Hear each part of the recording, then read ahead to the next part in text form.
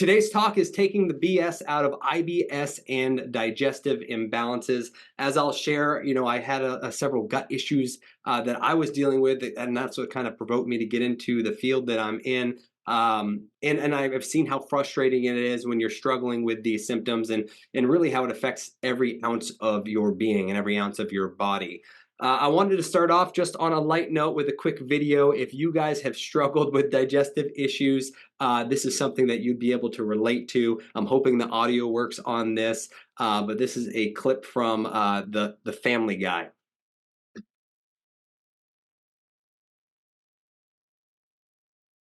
Wow, this is awesome. I haven't been on TV since I had IBS on The Bachelorette. Derek, I had such a magical weekend. You are truly one of a kind. And that's why I've decided to... Excuse me, do you know if I'm going to get a rose? We're getting to that, Peter. Derek, that's why I've decided to give you this rose. As in, getting to see your softer side was truly... Excuse me, I hate to be a bother, but do you know if I'll be receiving a rose? Because if there's a further delay, I believe something's going to happen that will put me out of contention for a rose. And that thing just happened. Farewell, and thank you for feeding me champagne and shrimp all day. So, I know that's a crazy video, but it really is accurate. If you've struggled with digestive issues, you know how uncomfortable it can be and how it affects your physical being and your social life, your professional life, just every aspect of your wellness. And so many of these things can be avoided and completely resolved. So that was very similar to how I grew up. This scene here was a common scenario in my home. I grew up in a household of 6, and 5 of us were diagnosed with irritable bowel syndrome. We all had digestive issues and horrible guts. And my mom was, kind of one of the leaders of this problem. And she tried, it was like many of our patients, searched from one doctor to another doctor, went to specialist, couldn't figure out any answer. She just wanted to know why these things were happening, because she had 4 kids who were all struggling, and they all told her the same thing, that she had IBS, there was no cure, and that we just had to learn to live with the symptoms. So we relied on good old Imodium AD. This stuff was like gold in our house. In fact, I remember some of the dysfunctional memories of the arguments and the fights that would break out over who would take the last Imodium. It was miserable because we depended on this stuff, and so many people, have similar stories and just accept that as normal.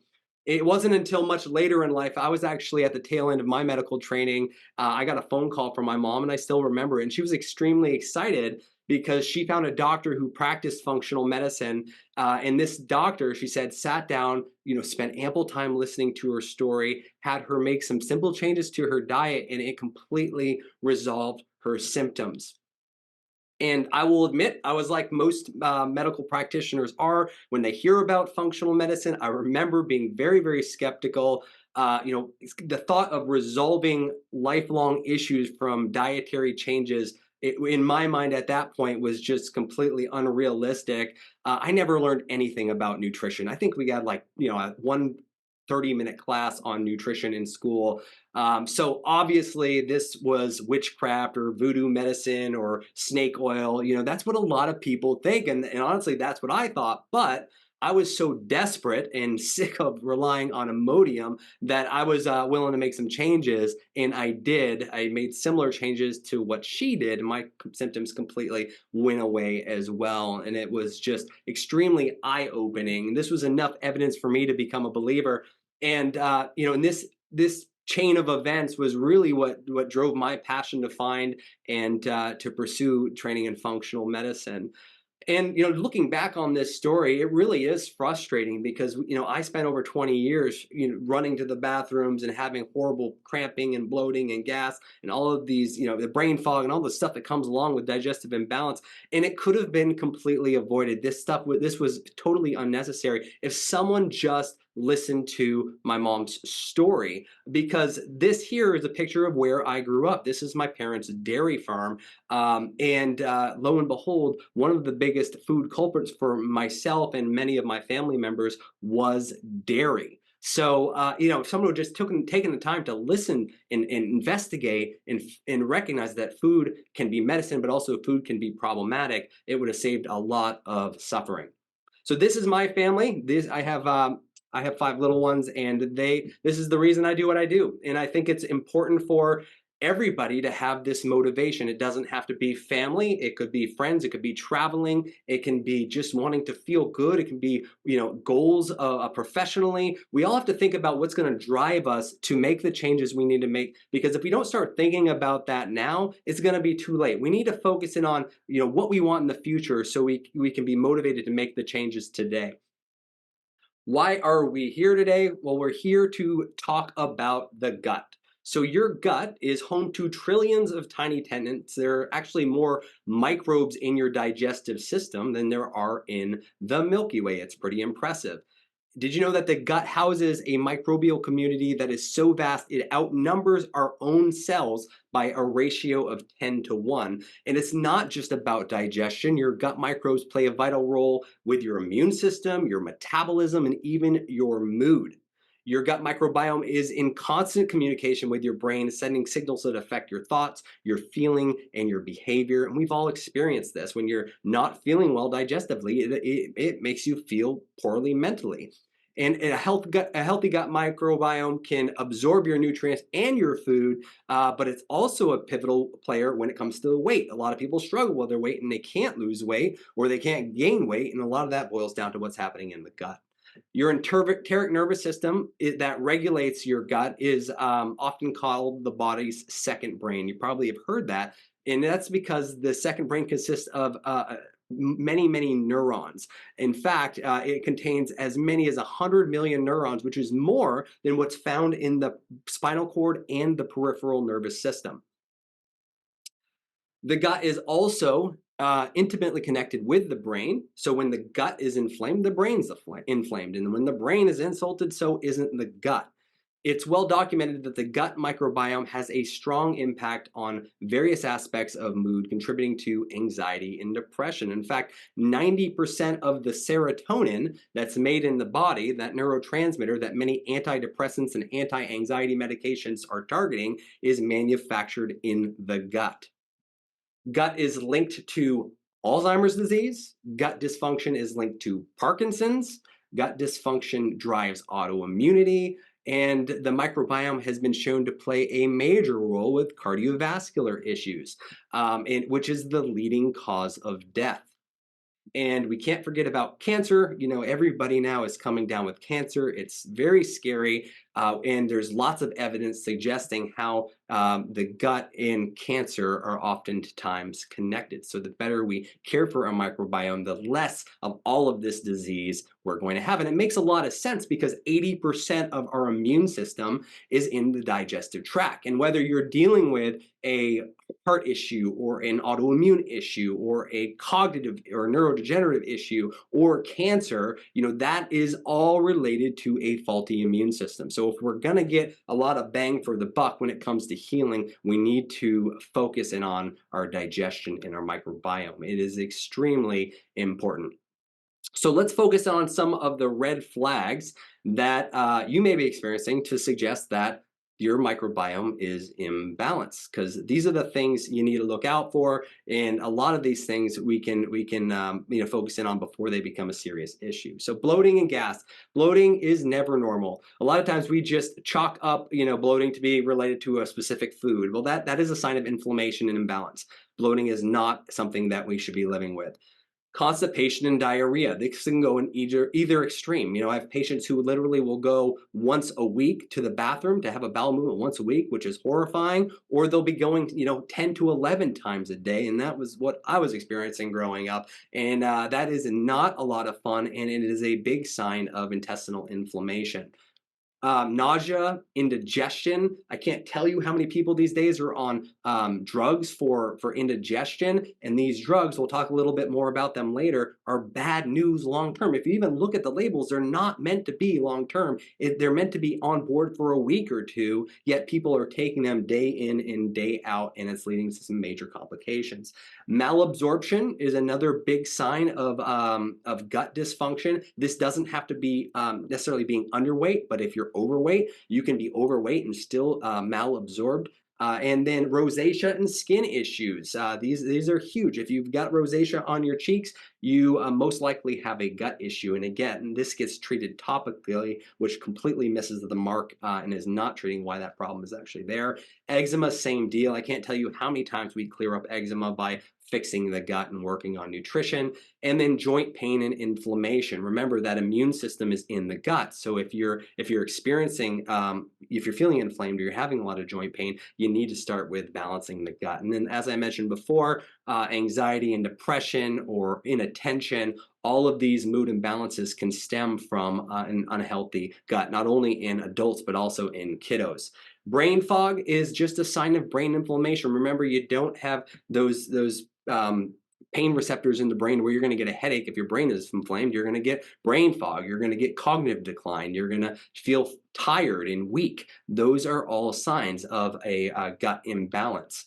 And many of you probably have, a supplement graveyard. We all have had these. Everybody just wants to feel better. So you'll read an article, you'll listen to a podcast, you'll see a sign in a store or good advertising. You'll buy a supplement, try it for a little while, and then throw it in your cabinet because you're not getting any results. And so many people are just blatantly confused. They don't know what to do. They feel defeated. And they're just losing hope. And this was something that we grew up with. We honestly didn't think that anything was going to get better. We listened to the doctor, and we thought that we're stuck with IBS, so I was just going to buy stock in Imodium and live with these symptoms for the rest of our lives. And it didn't have to be the case. But we see this every day too with reflux and with constipation and with bloating and all of these other symptoms. There is always a reason for these problems.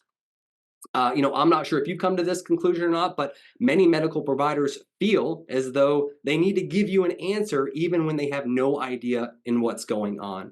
We are all human, and instead of just saying, I have no idea, but let's try to figure this out, or why don't we send you to this person who can help you figure this out, many practitioners will give you ridiculous statements that do nothing but rob you of your hope, and that's something you need to be on the lookout for. Many people are told that IBS is just a psychological condition, they're just stressed, or there are no treatments for IBS, you just need to learn to live with it. I've heard this one.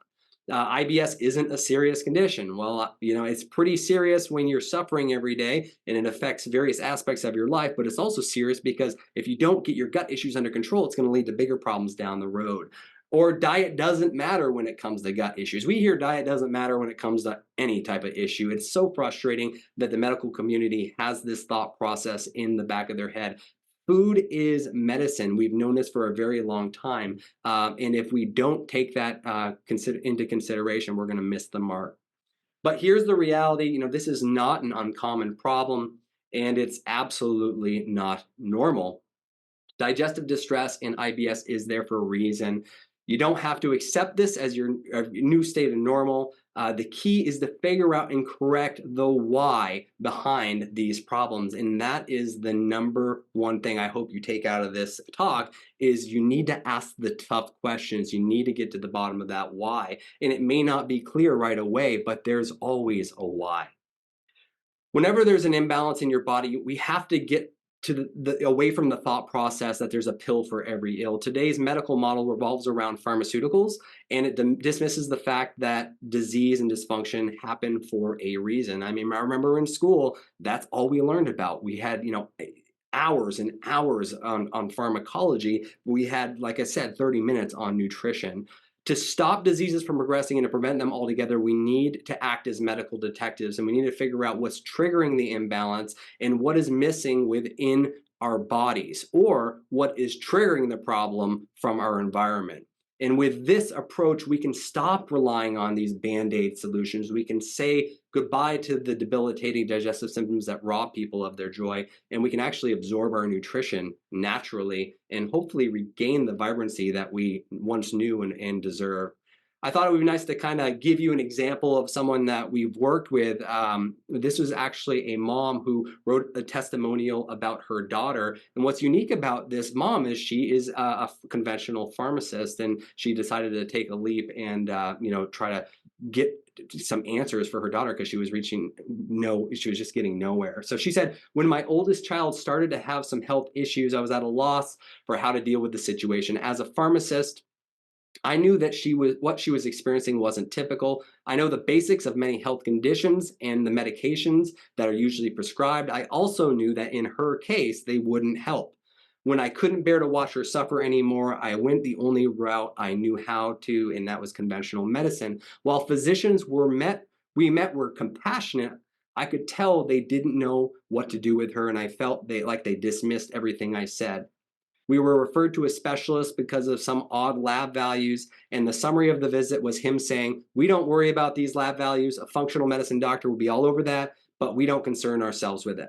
I left the office, took my daughter to school, and cried in frustration. I decided to take a chance and go in a direction that I knew nothing about. I called my sister-in-law, who told me how GrassRoots Functional Medicine changed her life when traditional medicine had failed her for years. I made an appointment and that day, and I began the journey to find healing for my daughter. Healing wasn't an easy process as it took commitment and lifestyle change for her. However, the reward was worth it. Last week, she left to go to college. I cried a few sad tears because I was saying goodbye to her, but I cried even more happy tears because she finally feels great and has been symptom-free. So it just again goes to show what is possible when you take a whole body approach to your health and don't just get stuck on managing symptoms. So what we're going to do today is we're going to talk about IBS. We're going to talk about small intestinal bacterial overgrowth, also known as SIBO, and then we're going to talk about root cause approaches and questions. All right. So let's talk a little bit about irritable bowel syndrome, which is a very common problem that a lot of people face. So what is IBS? So IBS, or irritable bowel syndrome, is simply a diagnosis based on symptoms. So if you have digestive symptoms and do not fit into a conventional box like Crohn's disease, ulcerative colitis, celiac disease, or lactose intolerance, you'll probably be labeled as IBS. This image outlines the Rome-4 diagnostic criteria, which are very general symptoms that clinicians use to make this diagnosis. Once the criteria are met and the diagnosis is made, that's typically where the medical community leaves it. This leaves you, the patient, feeling stuck with no explanation as to why those symptoms are there, and more importantly, no true path to finding resolution.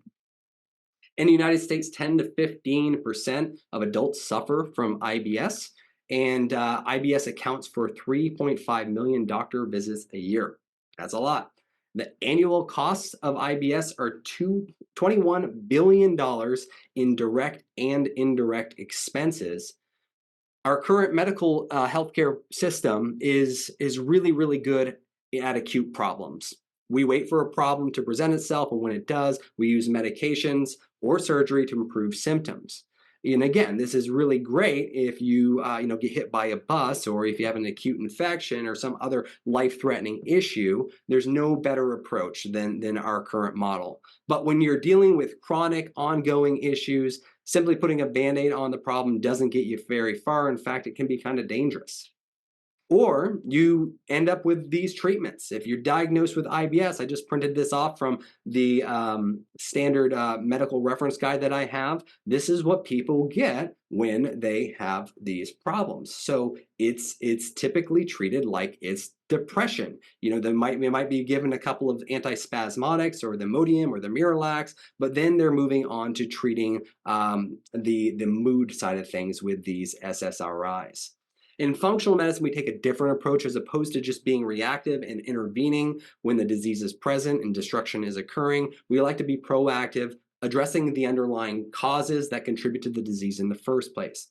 Our goal is not to simply reduce symptoms, but to actually halt the progression and put that disease into remission and ideally prevent any problems from developing in the future. Let's talk a little bit about some of the essential components to having a healthy gut. Many people don't realize just how many aspects there are to digestion. It's an impressively complex system, but that means there are a lot of things that can go wrong, and each possibility needs to be evaluated and addressed. So I just wanted to talk a little bit about some of the things that typically will get overlooked. So we have to remember that digestion actually starts in the mouth. Chewing is something that many of us need to focus on. The majority of people are eating on the go and practically inhaling their food. The physical process of chewing in your mouth helps to break down larger particles of food into smaller particles so that they're less inflammatory and antigenic. And when you chew, you also stimulate baroreceptors that release saliva and enzymes into the throat and into the stomach to further break down your food.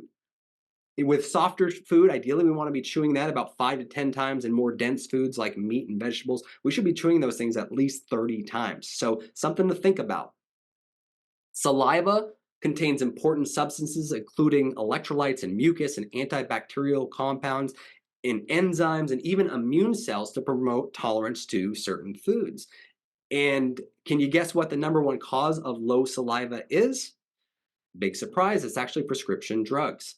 It's very common for many people to experience low saliva when they're on certain blood pressure medications or antidepressants, pain meds, and even allergy meds. There's a bunch of them out there where they all can affect your saliva. So look at your tongue. Sometimes it's more than just being dehydrated. Your vagus nerve is one of the most overlooked factors when it comes to gut health, and this is something that's really challenging to fix and to work on because it takes time and it takes dedication, but it is possible. So the vagus nerve represents the main component of your parasympathetic nervous system. This is known as your rest and digest response.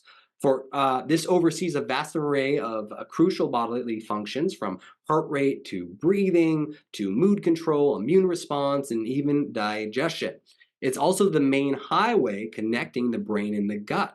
So if your vagus nerve is not firing properly or is disrupted from trauma or chronic stress, your gut and your microbiome will not be up to par. And this is one of the main causes of slow motility. So if you're struggling with digestion and constipation, or even diarrhea, you got to be thinking about your vagus nerve. Stomach acid, I love this aspect of digestion because so many people, we add in a little stomach acid and they feel so much better. But stomach acid is completely underappreciated. In fact, a lot of people don't have too much stomach acid, which is what everybody's treated for. They actually have too little stomach acid. So when you don't have enough stomach acid, you don't break down your protein, and when you don't break down your protein, you don't absorb the nutrition that comes from protein, like iron and B vitamins and amino acids. These are some of the symptoms of low stomach acid: bloating, belching, flatulence, indigestion, diarrhea, constipation, low iron, low B12, low nutrients, skin issues. The list goes on and on and on. This is something you have to think about if you're struggling with digestive issues, because again, we want to take that top-down approach. And if we don't fix the things that come before the other, everything else is going to suffer. Pancreatic enzymes are also released into the gut when you eat certain foods. They help break down fiber and starchy foods, and they actually have an anti-inflammatory effect. So when the gut is inflamed, you'll release enzymes to try to calm down that inflammation. And if you don't have enough of those enzymes, you can have a loss of appetite, you can lose weight, you can have abdominal discomfort and muscle cramps. Again, the gas, the bloating, the diarrhea, the fat in the stool, which is steatorrhea, muscle loss, vitamin deficiencies. Lots of things can manifest downstream when you don't have enough of these enzymes. And then the gallbladder is another important thing to think about. Healthy gallbladder function is essential, and a lot of people don't even have their gallbladder.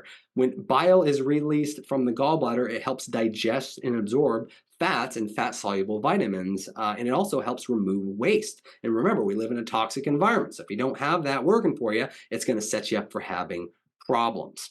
And so if you're experiencing intestinal inflammation, or your cholesterol's off, or you've got, again, fat in your stool, or abdominal discomfort when you do eat fat, you got to be thinking about your gallbladder. In the United States, gallbladder disease is the second most expensive digestive disease, only to be surpassed by heartburn or reflux. 1.2 million cholecystectomies are done each year in the United States. That means 1.2 million people are having their gallbladder removed, and that costs over $8,000 per procedure. So it is a big deal. And in my experience, many people have that done to fix their IBS, and they still have that problem, yet they don't have a gallbladder after the fact. And everything, I'm a firm believer that we have everything for a reason. So you don't want to just cut things out unless you absolutely have to. Another important concept to understand is that how important the microbiome is. The gut contains a vast ecosystem known as your microbiome, and it's made of microbes, mostly bacteria, but it also has fungi and viruses and parasites, and they're not all bad.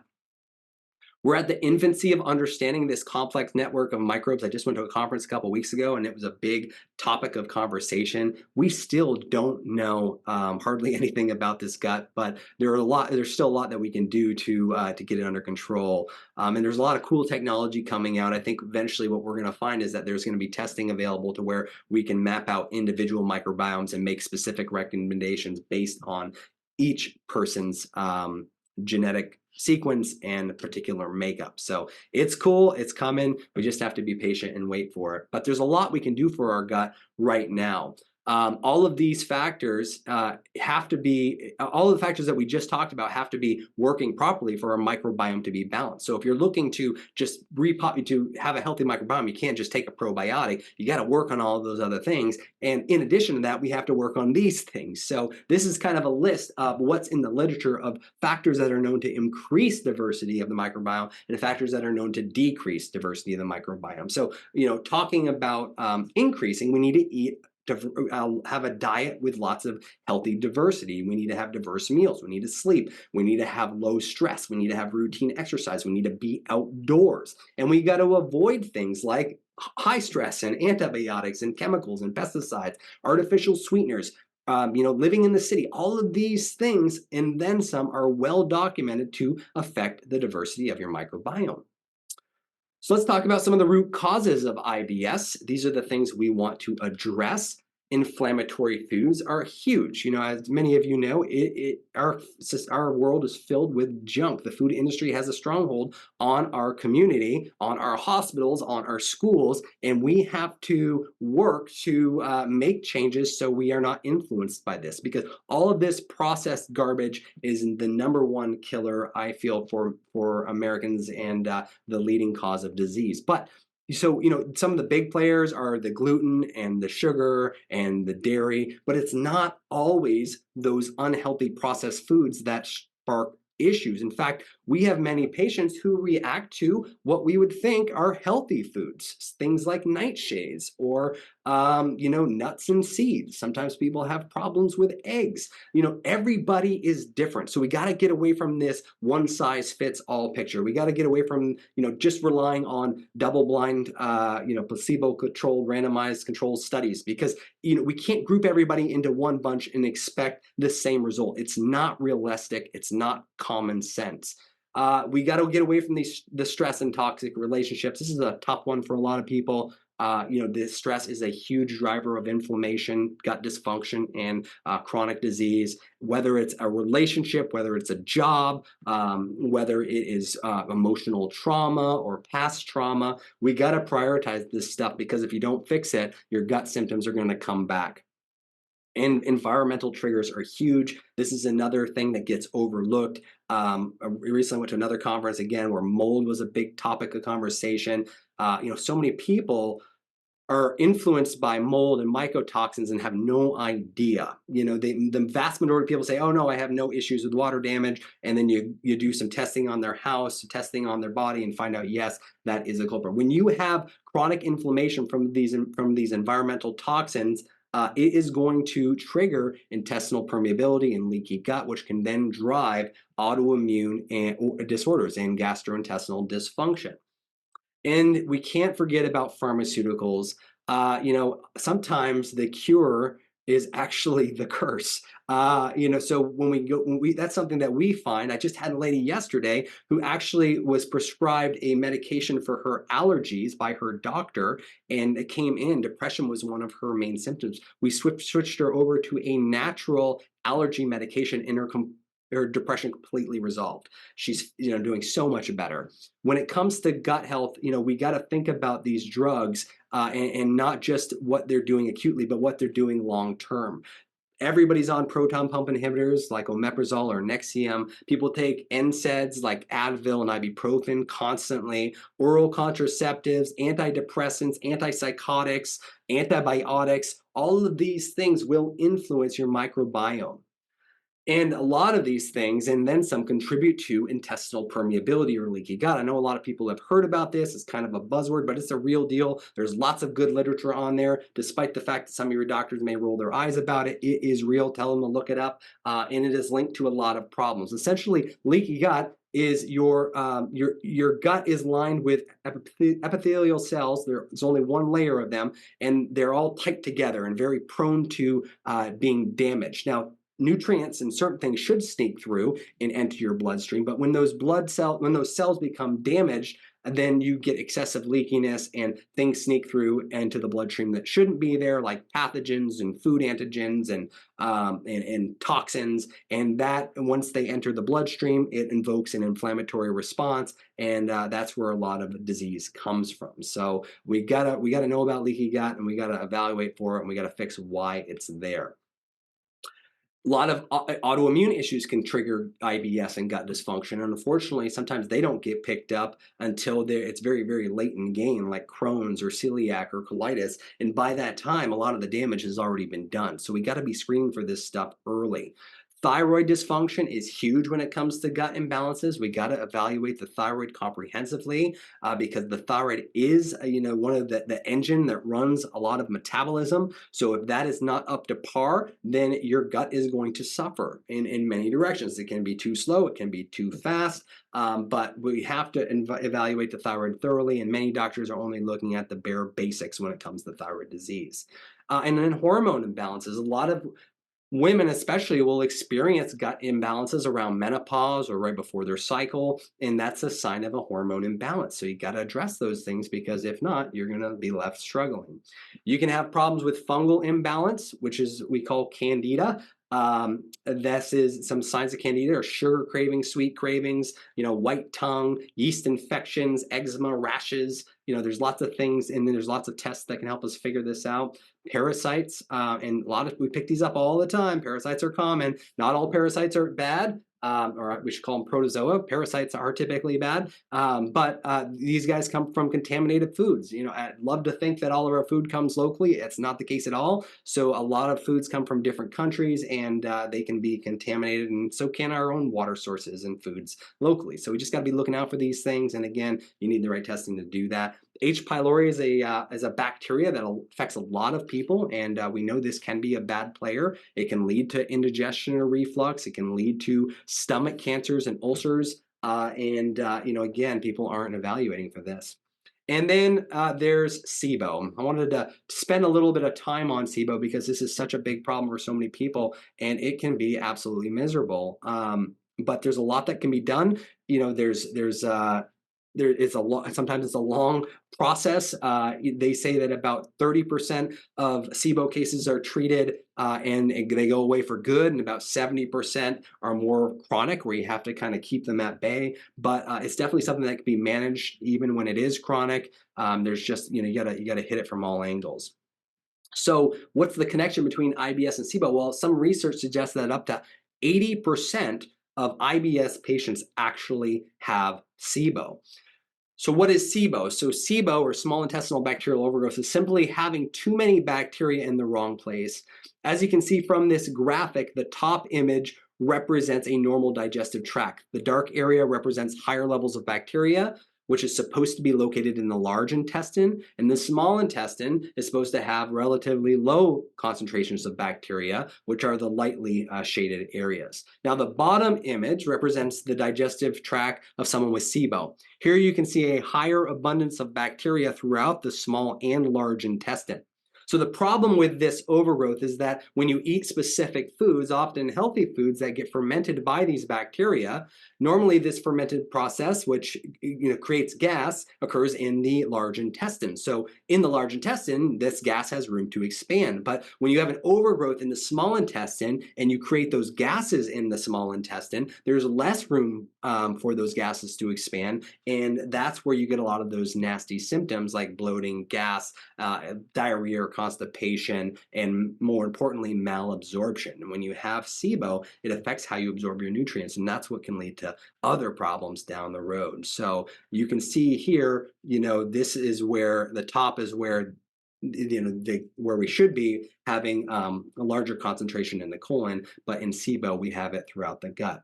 So what are some of the symptoms of SIBO? Well, symptoms of SIBO can overlap with a lot of other conditions, which is why you got to investigate and figure it out. Sometimes you can have more than one thing going on, but rosacea, depression, asthma, eczema, acne, rashes, fatigue, joint pain, weight loss, malnutrition, vomiting, diarrhea, nausea, bloating, all of these and then some can be a symptom of SIBO.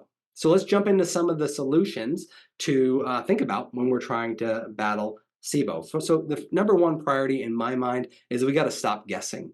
So many people, we just like assume that a problem is there for various reasons, and then we spend a long time treating something that either isn't a problem or isn't the first priority. So we need to stop guessing, and we need to get the right information. We need to listen to your story. Believe it or not, this is just as important as any test, if not more important, because in our clinic, when we're working with people, I spend at least 90 minutes in that first visit just going through a story, because we learn so much from when these symptoms started, what was going on, what your environment looks like, what's going on with your hormones, what's going on with your diet. Do you have significant stressors? Are you hydrated? Are you exercising? What's your sleep quality like?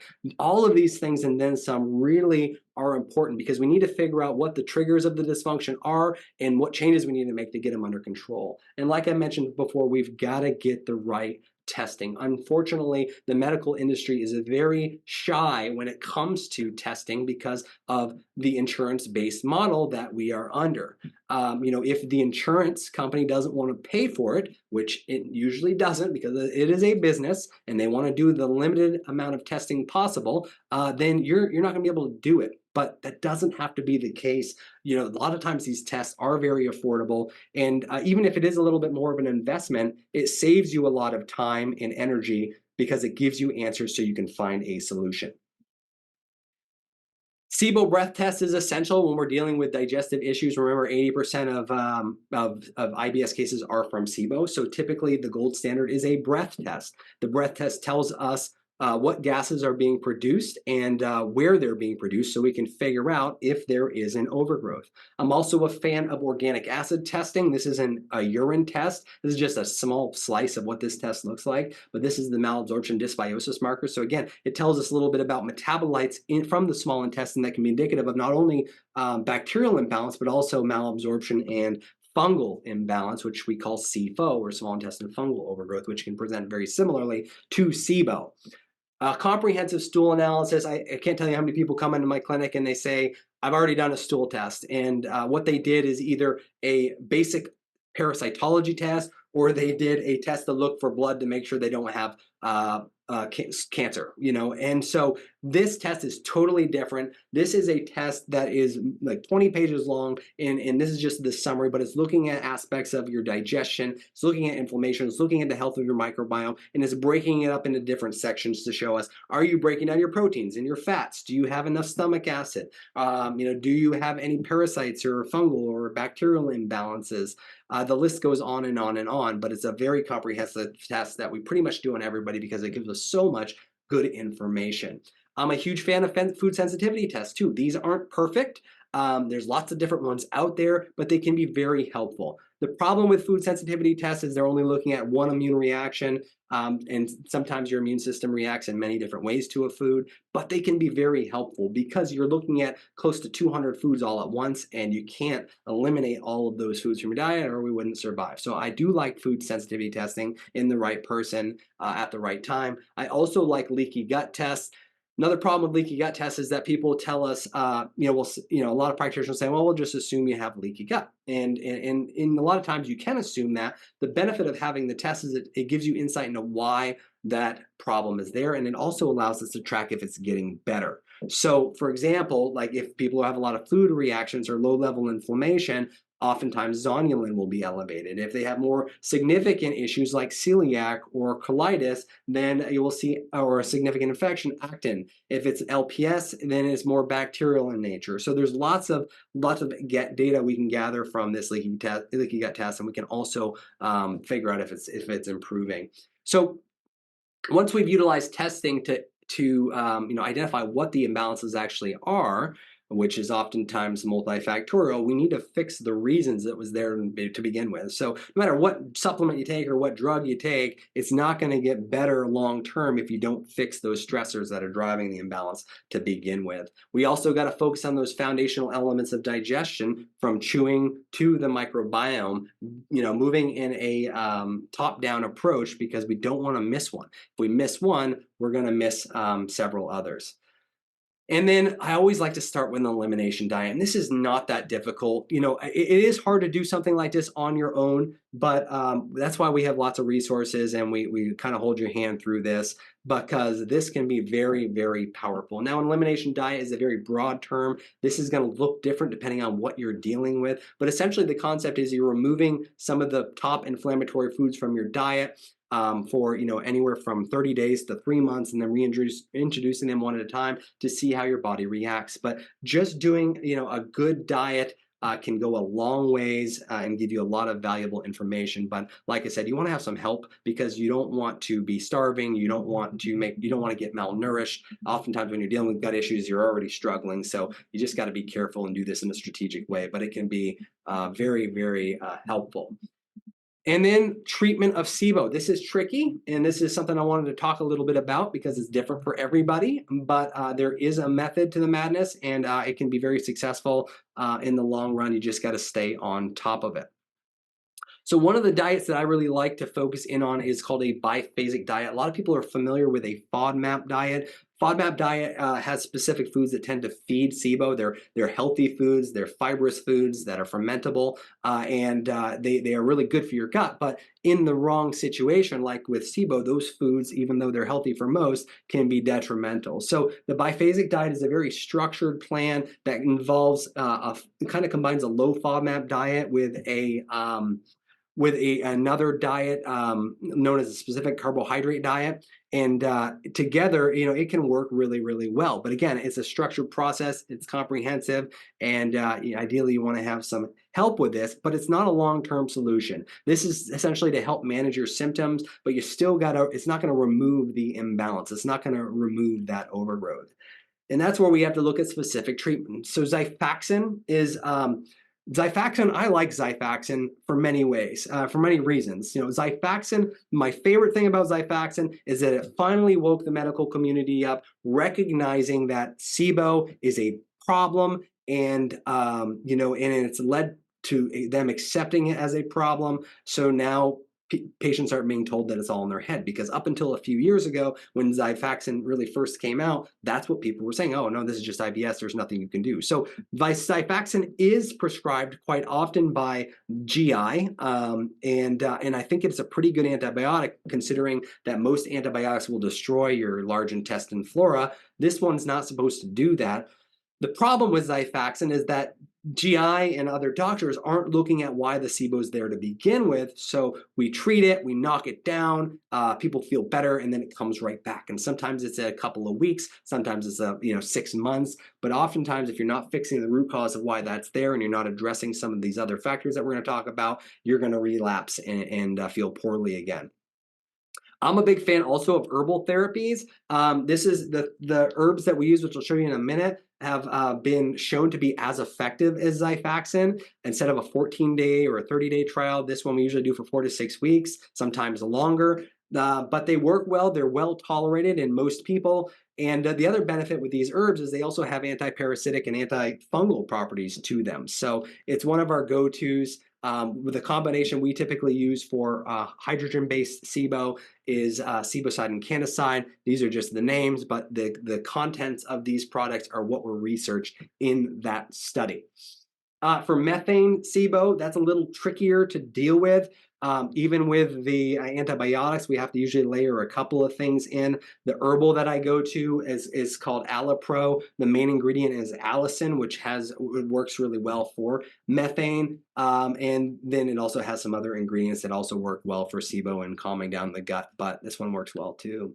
And then, motility agents, these are what we use. There's lots of things out there, but you got to keep your bowels moving. If things slow down, SIBO is going to come back. And prokinetics, which are different than motility agents, are also important, especially for chronic cases of SIBO. This is something we have people continue to take long term. And there's pharmaceuticals for this, and sometimes people need that. But these are some of the natural herbal supplements that we'll use. And this is not a laxative. You're not going to notice that you have a good poop after taking this. It's working on your migrating motor complex, which is that aspect of the nervous system in the gut that keeps peristalsis happening, keeps things moving forward. Iberogast has been around forever. Even GI has used that in the past. It's a little hard to find these days. And motility activator primarily has ginger in it, and that's another great nutrient to help work on the nervous system in the gut. Sometimes with chronic SIBO, we also have to work on biofilms. We use this a lot for chronic infections as well, like Lyme and tick-borne illness. But biofilms, these bugs are smart. They don't want to be killed. They want to hang out where they're hanging out. And so they'll actually develop these films around themselves so the drugs and so the therapies don't affect them. They don't impact them. They don't reach them because they can't penetrate those films. So a lot of times we have to add in specific agents to help break apart these biofilms so that we can actually kill the bugs that are underneath. Some people will do an elemental diet. I personally haven't seen great results from this, but I know it's out there big in the community of SIBO. Essentially, there are some specific mixes that you can get where you're drinking your nutrition for anywhere from 3 weeks to 6 weeks, and these shakes are supposed to have everything you need in them. And the thought process is you're starving off the bugs, but people get constipated, and again, even with starving them off, sometimes they come right back with a vengeance when you layer foods back in. So not a huge fan, but it's out there and people will use it. I'm also a fan of IV nutrition, especially with bad gut cases, because when you're dealing with gut, you're dealing with malabsorption. And when you're dealing with malabsorption, your guts in your immune system is not going to work the way it should. So sometimes we can bypass the gut and give IV nutrition to make sure your body has the substances it needs to heal and to feel better. I'm also a fan of peptides. You've probably heard me talk about these before. Peptides are really good when it comes to gut issues. There's a couple in particular that I wanted to talk about, but peptides are just sequences of amino acids in the body. The body's got over 7,000 peptides, and they kind of act like hormones. They're a signaling agent to tell the body to do different things. There's peptides for gut, there's peptides for immune function, there's peptides for cognitive health, there's peptides for libido, there's peptides for weight loss, there's peptides for everything. So some specific peptides to know about from a gut standpoint are BPC 157. It's one of my favorites. It's known to help with healing those tight junctions. It's anti-inflammatory. It's got great research. It's very well tolerated, very safe, and it's helped a lot of people in our clinic. And this is just something that's over the counter. KPV is another really great peptide. It's got a lot of anti-inflammatory benefits. We use it a lot for histamine issues. Histamine, I didn't really talk a lot about that, but histamine is it's in a lot of foods. It's in mast cells, and normally when you get hives, that's a histamine reaction. But sometimes people their immune system is so sensitive that things inappropriately will rupture those mast cells and cause histamine responses and make them feel pretty sick. KPV can be really helpful for calming down that mast cell activation and for stabilizing the immune system. And then lorazepam This is another really good one. Unfortunately, it was being studied for celiac disease. They were showing that it actually helps heal the leaky gut in people with celiac disease, and they were actually able to eat gluten. I don't think that's a good idea, regardless of what they're taking, but they were doing it. It moved through, I think it got to phase 3 of research, and they shut it down for one reason or another, but it's still available as a peptide for a lot of gut imbalances, and we have used this very successfully in many cases because, again, when you heal that leaky gut, a lot of times systemic issues go away. So, big take home, IBS is a very common problem. It is not random, and it doesn't have to be a life sentence. I'm always going to throw in a little Tony Robbins here. If you do what you've always done, you'll get what you've always gotten. And, again, we got to think outside of the box. If the only tool you have is a hammer, you tend to see every problem as a nail. And we see that with medicine. If you don't fit into a particular category or a particular drug classification, you're going to get ignored and dismissed, and you're going to be left suffering, which is why I believe in a big toolbox. Everybody responds to a different therapy, which is why we have to keep an open mind and we have to try new things. As long as they're safe and they have a chance to help, I'm all about it. We got to get away from this guessing scenario that so many people are stuck with and do the right tests. Invest in your health today so you can see the benefits later. Testing goes a long ways. And remember, there's a lot of smart people who have said this throughout the years, all disease begins in the gut. Hippocrates said this a very long time ago, and I think he was absolutely right. And we're starting to see this more and more in our community. So let's talk about some of the myths and the facts that people face that prevent them from taking the next steps and actually, taking control of their health.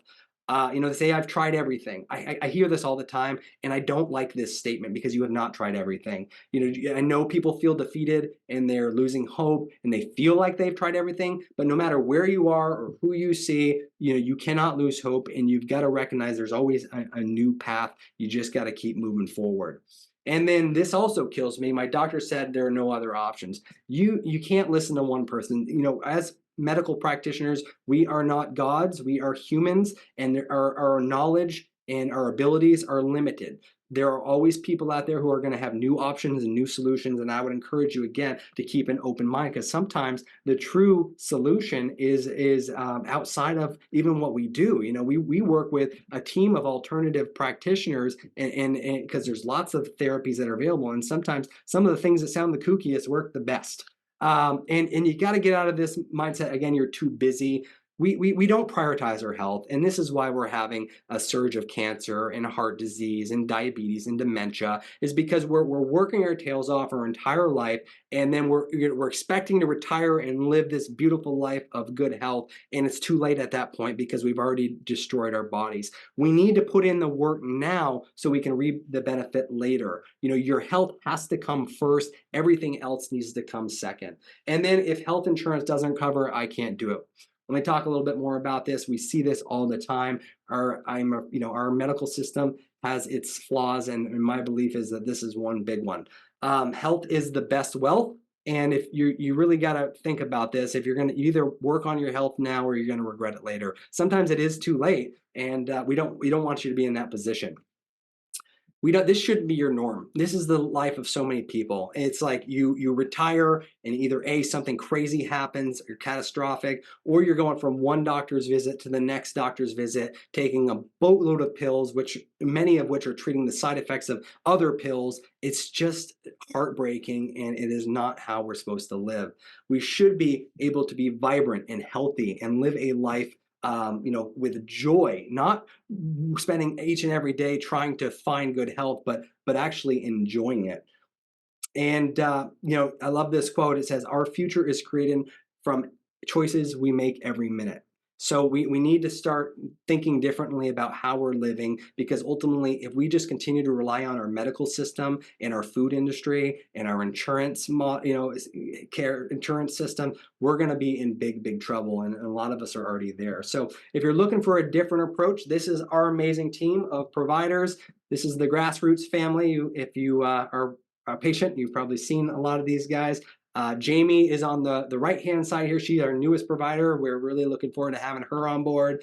But we have an amazing team, and we all love coming to work and doing what we're doing because we see such amazing transformations, and it's such a pleasure to work with our patients. I tell everybody we have the best patients in the world because we really do.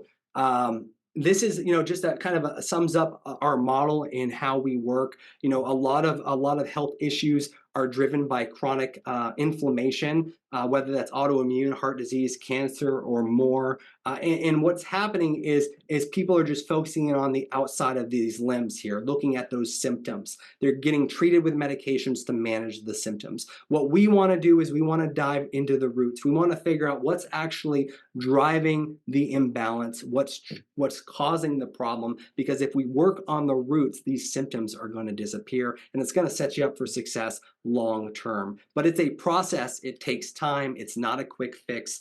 This is kind of our model of how our programs work. We do have a program-based model. We don't do visit to visit because we want people who are going to work with us for at least 8 to 12 months. Healing takes time, and if people are looking for a quick fix, we are not the option for them because it's just not realistic. That's where the conventional model will be a better fit. But we, like I said, at one point, we sit down and I listen to your story. We map out your timeline and what's happened throughout your life. We do advanced testing. That's a big part of what we do. We work on opening up detoxification pathways. We help you restore your energy and optimize your gut and balance your hormones so you can feel like yourself, feel like you should be, reclaim that vibrancy. So I wanted to talk about the elephant in the room. We get this question, the most popular question that we have come into our clinic, and sometimes it just ends the deal right away. So I just wanted to touch on it for a little bit. It's, do we accept health insurance? And the answer is we do not accept health insurance at our clinic, but there's a reason for this. And I know it's frustrating. People are under the assumption that, the insurance companies should be paying for their health care. And I think that's true for the amount of money we invest into our healthcare system. But if you stay stuck in that mindset, you are going to be struggling with your health. What happens day in and day out now is, the healthcare system is just falling apart. We're seeing, practitioners that are constantly leaving. It takes months to get in. People are struggling, and then they finally get in, and lo and behold, they have no answers, and they're in the same exact spot. So, we invest in a lot of things. We invest in our $1,200 in a cell phone. We spend $80,000 on a vehicle. We spend, $6 on a coffee. But we think we won't invest in our health. So we got to get out of this mindset of thinking that our health isn't worth the investment, because it absolutely is. And I wanted to talk a little bit about some of the disadvantages of our current insurance-based model. Now, I know this has a time and place when we need catastrophic coverage for those catastrophic situations. But the problem with this model, and that a lot of medical practices are facing, is that there is limited time with providers. You're shuffled in and out. You've got a 10-minute visit, and you're expected to get all of your answers in 10 minutes. I've worked in that model. It is not realistic. All you have time to do is write a prescription. There is a high administrative burden with an insurance-based model, which takes away from doing what you need to do to get well. This distracts practitioners from spending time with you, because they're spending all night charting and trying to get prior auths and all these different things. There is a lot that comes with an insurance-based model, and it's a revolving door of providers. And we see this locally, we see it nationally. Very rarely do you have the same person twice, because people are in and out very fast, because it's a very stressful place to work. Narrow specialization, tunnel vision. Again, instead of one person looking at that whole picture, we're being thrown from one practitioner to another practitioner, one specialist to another specialist, and nobody is thinking about how their therapy or how their treatments are impacting other aspects of the body, which is why you have so many people on your team. But again, nobody's looking at that full picture. And it's symptom management over root causes. We got to get away from that. I mean, that's just common sense. If we keep just treating the symptoms, we're not going to fix anything. And inequities to access to care. Again, sometimes deductibles and certain insurance practices or companies, prevent you from seeing certain providers, the providers you need to see, and that's not acceptable. And then stress and burnout among providers. Personally, I worked in primary care for a short period of time, and it was extremely stressful. So I know it's frustrating when you go to your doctor and their eyes are on their computer the entire time, but you got to give them a little bit of grace because they're dealing with a lot. It's not the practitioners that are the problem, it's the system that's the problem. So when we are not confined to an insurance-based model, there are benefits that come with that. And as frustrating as they can be, that's why we do what we do. And I'm not going to change it because I wanted to prioritize patient outcomes over insurance profits. So because we don't accept insurance or we're not in bed with insurance, we can do personalized care. We can do what we feel is best for you, not what's best for the insurance company. And I remember that having to, do one thing to do another thing so we could finally get to what we really wanted to do. And in the meantime, you're sitting there struggling, spending time and energy and money, just feeling horribly until you can get to where you need to be. We jump right to where we think people are going to find the most benefit. And we have a team of providers, and I believe in that. It's not a one-man show here. There's no cowboy approach. You work with myself, you work with other practitioners, you work with nutritionists, you work with health coaches. We have a great administrative staff because and we refer out to other alternative providers and other people because I think the more brains that are on the case, the better, but we all have to be like-minded and going for the same result. We have to think outside of the box and we have to use innovative treatments. There's lots of strategies out there to help your body heal. The other piece is we want to see a better relationship with our patients and with our providers, and that's something that we can offer. It's not, you're not just a number, you're a name, and I think that's absolutely crucial to the healing because healing is not just physical, it's emotional and it's spiritual as well. And if you're not addressing those things, you're going to miss the mark. And you got to take that whole body approach. And I'm a fan of transparent pricing. I know investing in your health is an investment, but there's no better value than improving your health. Again, we oftentimes we're in a culture where we're investing in the wrong things. But at the end of the day, it's poor health that prevents us from living life to the fullest. So there's so much that can be done. And we have a ton of resources on our website. I know not everybody's going to become a patient, and I'm totally okay with that. And I want to make sure when people do become patients, they're ready for it. And I know not everybody's there, but look at some of our free resources. I put a lot of time and energy into these. We got a leaky gut guide here. You can take a picture with your phone and open that, or you can go to our website, GrassRootsFunctionalMedicine.com, and download this or many other guides. We send out newsletters several times a month. I'm doing these webinars. I love community education. I realize that there is a big need for to open up the eyes of our community, and I'm hoping that things like this will help with that. And then go to our website, GrassRootsFunctionalMedicine.com. Look at all about our practice, read about our programs if you are interested in becoming a patient. We're very transparent. I don't want there to be any surprises. Again, I understand that it's not going to be for everybody, but like I said, we have the best patients, which is why we kind of have a process where we will screen people to make sure they're going to be a good fit for our practice and to make sure that we're going to be a good fit for you. We don't want you spending your time and energy and money if it's not going to be a good fit. So we really lay things out probably too much, just so there are no hidden surprises in there. That's the last thing we want. So if you are interested in becoming a new patient, go to our website, request a free consult, and you'll be able to set up a discovery call. And the discovery call is where we just chat a little bit about what's going on. We give you some videos to watch to become more familiar with our practice and how we operate, and talk about a game plan to get you better. And if that goes well, then we'll set you up for your first 90-minute consult, and me and you will get together and have a good time and dive into your story and figure out what's missing and what we're going to do next. This is another gentleman we recently worked with. I just wanted to share his story. He was also a gut patient. He said, when I met Dr. Osgood and his team at GrassRoots, I was desperate. My gut issues were out of control, and I'd gotten no help from my own family medicine doctor and from 2 different gastroenterologists that I consulted. As I write this, it's about a year later. I've learned a ton about nutrition, what works for me and what doesn't. My health is dramatically better, and I have a plan for everyday living and for whatever I might have a setback. So we see this all the time. This is why we do what we do. We love it.